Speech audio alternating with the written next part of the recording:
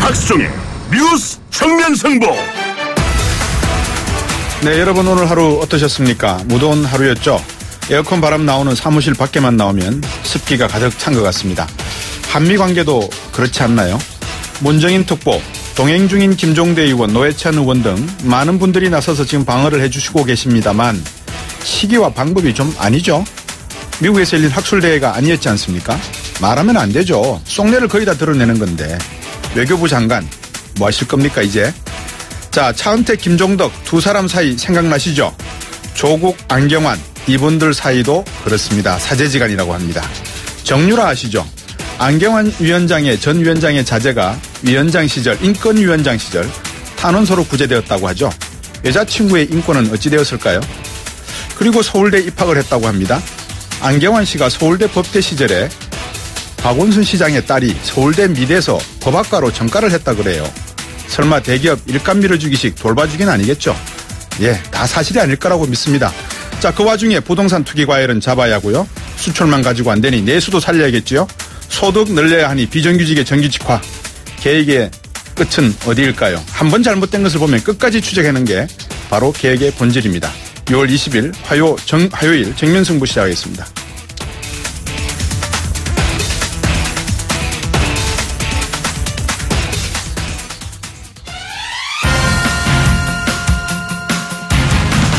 오늘 저희가 준비한 순서입니다. 1부에서는 국회 운영위 소속 더불어민주당 강훈식 원내대변인 전화 연결하겠습니다. 청와대의 부실한 인사검증을 이유로 야3당이 운영위 소집을 요구하고 있는데요.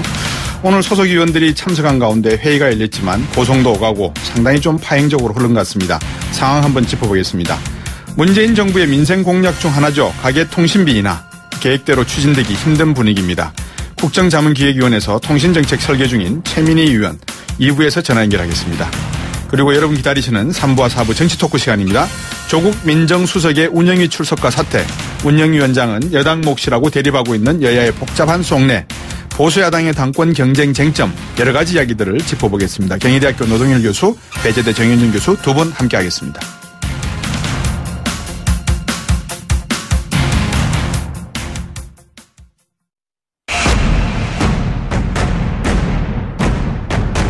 박수종의 뉴스 정면 승부. 야당이 요구한 국회 운영에 오늘 열렸는데요. 단독 소집에 반발해서 당초 불참할 걸로 알려졌지만 여당인 더불어민주당도 오늘 회의에 참석했답니다. 하지만 고성과 막말이 오갔다고 하는데 국회 운영위 소속 더불어민주당 강훈식 의원 전화 연결했습니다. 안녕하세요. 네, 안녕하십니까, 박 박사님. 네. 네. 국회 상임 운영회, 운영위원회라고 하는 것이 어떤 곳입니까? 예, 국회 운영위원회는 사실 국회에서는 국회의 꽃이다라고 불리는 곳입니다. 네. 그래서 이제 의회 민주주의를 대표하는 상임이고요. 예. 그런 면에서 보면, 피감 기관은 청와대라든지 이런 곳들을 하고 있고요. 네. 그리고 전체적으로 보면 위원장은 여당의 대표가 하고 네. 야당의 또 수석이라든지 또 대표가 다 참석해서 협치 정신을 항상 이야기하는 그런 공간으로 네. 보통 국민들은 편하게 알고 있습니다. 예. 오늘 운영위에만 열린 걸로 알고 있습니다. 그죠? 네, 그렇습니다. 오늘 참석하셨죠? 예, 참석했습니다. 어떻습니까? 분위기 좀 전달해 주십시오. 네, 오늘 저희 여당의 입장에서 보면 일자리 추경 등이 전체적으로 좀 논의돼야 됨에도 불구하고 13개 상임위가 전혀 열리지 않고 있습니다. 네. 그래서 그게 이제 자유한국당이 불참을 선언하면서 저희가 참석을 안 하고 있는데요. 네. 운영위원회 위원장은 정우택 대표가 상임위 간사의 합의 없이 일방적으로 개최를 했습니다. 저희 여당 입장에서도 예. 일방적으로 개최한 것에 대해서 항의하는 표시로 참석하지 않을까 이런 의견도 있었습니다만 네네. 13개 운영위가 다 열리지 않는데 우리가 그것들을 그냥 방치할 수 없다. 예. 그리고 어쨌든 일방적으로 됐음에도 불구하고 참석해서 문제 네. 제기를 해야 된다는 생각으로 오늘 참석했고요. 네. 그러다 보니까 마치 운영위원회가 자유한국당 의원들은 짜놓은 어떤 각본처럼 준비되어 있던 걸 막 하다가 저희들과 이렇게 그 자리에서 고성이 좀 있었습니다. 네. 고성이 오간 이유가 뭡니까? 아니, 기본적으로 이제 보통 이렇습니다. 국회법에 따르면 네. 49조의 위원장은 49조 2항의 위원장은 위원회의 의사 일정과 개회 일시를 간사와 협의해서 정한다고 되어 있습니다. 예. 그런데 이제 운영위원장이 직권으로 그냥 이 문제를 열었고요. 네. 그리고 이제 간사랑 협의를 해야 되는데 간사가 아직 선출되지 않은 것이죠. 무슨 말씀이냐면 더불어민주당의 원내대표가 새로 뽑혔는데 그러면 국회 운영위원회 간사는 누구로 할 것인지를 선출해야 되는데요. 네. 그리고 국민의당도 마찬가지입니다. 즉 박홍근 수석과 이현주 수석이 대상자인데 네. 이 선출을 한 다음에 그러면 그 간사들 4당의 교섭단체 간사들이 합의해서 운영위원장이 일시를 정하고 또 거기에 맞는 의제를 정해서 네. 소집을 하는 게 순서임에도 불구하고 예. 그런 과정이 없이 열린 것이 대해서 저희가 이제 문제의식을 갖고 항의를 한 것입니다. 네. 금방 퇴장하셨다고요? 아닙니다. 저희가 발언을 좀 하다가요. 네. 시간은 한 15분, 20분 정도 있다가 퇴장한 거예요. 아, 그러셨군요. 정우택 원내대표 이야기는 절대 운영위원장 자리 못 내놓겠다는 거 아니겠습니까? 네네네. 예. 어떻게 이 일을 앞으로 해결하시겠습니까? 지금 표현하시는 거 보면 국회법에 상임위원장 2년 임기가 보장돼 있다 이런 거거든요. 네. 아, 맞습니다. 틀린 말씀이 아닌데요. 네. 국회 운영위원장은 여당이 맡아야 된다고 하고 예. 이번 20대 국회가 처음 들어왔을 때 선출을 받았습니다. 운영위원장을 네. 여당이 하겠다. 예. 그런데 이제 특수한 상황이 생긴 겁니다. 대통령 탄핵이라는. 예. 그래서 운영위원장이 여당으로 하자는 그 관례대로라면 저희 더불어민주당이 해야 되는 게 그렇죠. 옳은 상황입니다. 네. 그런데 어떤 의미로 보면 저는 개인적으로 봅니다. 대통령 탄핵에 대해서 정부 여당이었던 자유한국당이 책임을 진다면 네. 책임지는 어떤 모습 속에서 국회에서도 어떤 같이 좀 책임지는 모습이 필요하다고 저희는 생각하는데요. 네. 그런 면에서 보면 운영위원장 자리는 우리가 내놓겠다. 여당이 하는 것이 관례니까. 네. 그러면 다른 위원장을 논의해보자. 이렇게 나와야 될 문제가 합리적인 수순이라고 보는데 네. 그거는 2년 임기가 보장돼 있다. 이렇게 될 때는 관례로 또 지금은 임기로 이렇게 하는 것들에 대해서 저희는 합리적이지 않은 판단이고요. 또 이런 과정 속에서 일방적으로 밀어붙이니까 파행으로 갈 수밖에 없다고 생각합니다. 예. 그럴 것 같으면 탄핵을 시키지 말든지 하시지 뭐 한다고 그렇죠. 탄핵을 시키셔서. 조국 수석 출석 문제와 관련해서는 어떤 입장이던가요, 서로가? 조국 수석 아시겠습니다만 지난해 국감 당시 우병우 민정수석 지금 국정농단과 관련해서 네. 출석을 요구했는데 그때 당시에 한국당 의원들이 관례를 이유로 운영위 불출석을 계속 주장했었거든요. 네.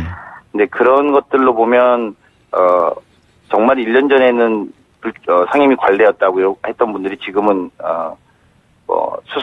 출석을 해야 된다고 주장을 하는 것인데 네. 사실은 관례로 보면 이전에도 한 2번 정도가 출석한 사례가 있습니다. 예. 민정수석인 경우에. 예. 근데 민정수석을 왜 출석의 관례로 불출석시키느냐면 예. 관례란 표현이 좋지가 않으니까 청취자분들한테 네. 말씀을 좀 드리면 보통 검찰을 대하지 않습니까? 민정수석이. 그렇죠. 그러다 보니까 법적인 문제를 물어보거나 네. 또는 인사의 문제를 물어볼 경우에 사실은 보안이라든지 비밀을 지킬 사항들도 공개되는 문제점 때문에 관례적으로는 출석을 안 했었습니다. 네.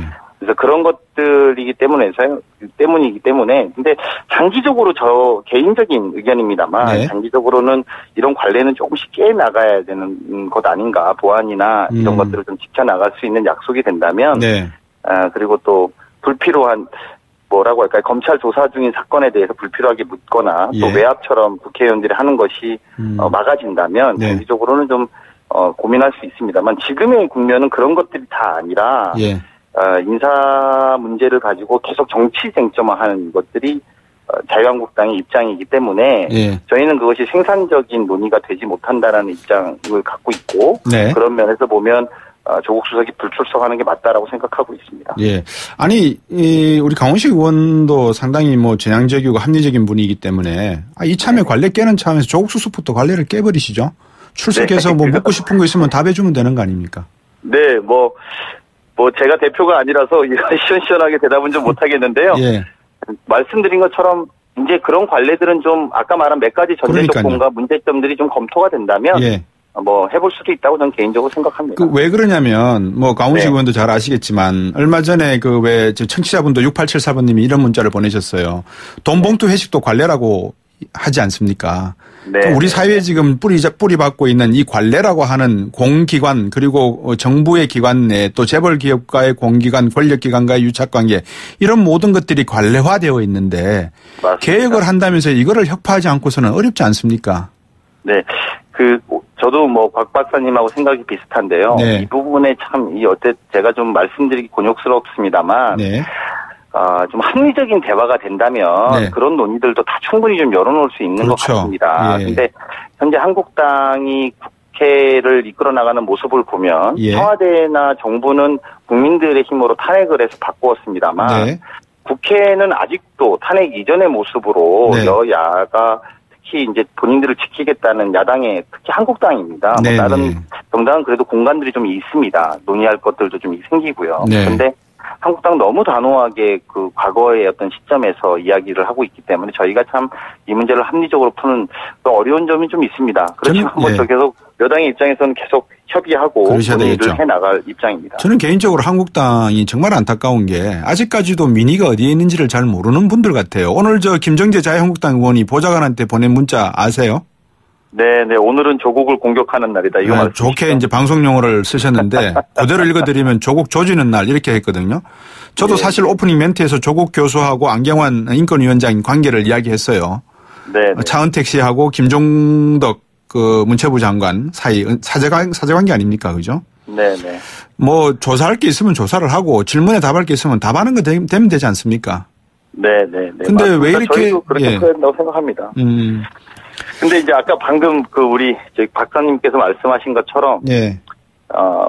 이번에 운영위원회 개최의 목적이 그런 식으로밖에 드러나지 못한다는 그렇군요. 것이죠. 예. 그런 것들은 정치적 공세라고 제가 모두에 말씀드린 그렇죠. 합리적 대화 토론을 통해서 무언가를 생산적으로 만드는 것이 아니라 예. 그런 식으로 아예 목적 의식을 갖고 정치 공세를 하루 열었기 때문에 저희들은 항의했던 것입니다. 13개 상임위원회라 그러셨죠?